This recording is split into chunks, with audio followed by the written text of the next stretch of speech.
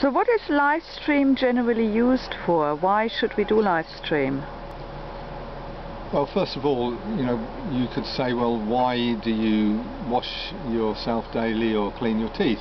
It's like a psychological and spiritual hygiene that enables your being to cleanse itself and also to carry on the growth of your innate potentials and to clear out especially past traumas and psychological or energy blocks. So is LifeStream a new practice? No, it isn't. What's happened, the friends and I modernized it, as it were, but in fact it's very ancient. I discovered practices in Japan. There's one called Seitai. In India it's called Shaktipat, and in Indonesia Subud. And in fact there's other practices older than that throughout the world. And can you tell us how we can access LifeStream? The easiest way is to recognize that we're holding back on spontaneous movements and expressions that our being wishes to make. We see this when we dream. We let go, and having let go and surrendered, our being is creative. It expresses as movement, as sound, but we're asleep at the time. Well, what happens in LifeStream is that we allow that process to break through into consciousness and work with it, and it's very powerful. And how exactly can we do that? Well, an easy way to do it is to, for instance, start by learning to yawn spontaneously. I know we do that sometimes by ourselves, but to learn that, to learn to let your body really express in yawning and perhaps stretching.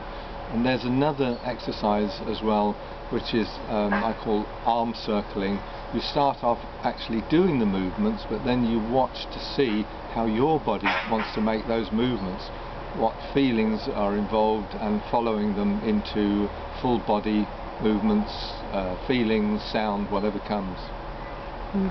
So to sum it up, is this practice about your body expressing itself authentically? It is really, sometimes it is called authentic movement, because it's not you thinking it up. It's not even like creative dance or other things where you're performing. What is so beautiful and surprising about this is that in you is a whole ranges of movement that your body knows how to make, wants to make, to deal with physical or psychological problems. So it certainly is authentic movement. And how often do we perform LifeStream? You can use it as many times as you like per week, but because it's very powerful, it's best to start off with once or twice a week to see how you're dealing with what is released. And what are the likely results of using LifeStream? That's a difficult question, because everybody is unique, and the life process in you that expresses in LifeStream is dealing with your particular situation. For some people that might be dealing with past trauma. For some people it's mobilizing their body. For instance, when I first started, I'd got grumbling appendix, and movements kept on and on until that was healed.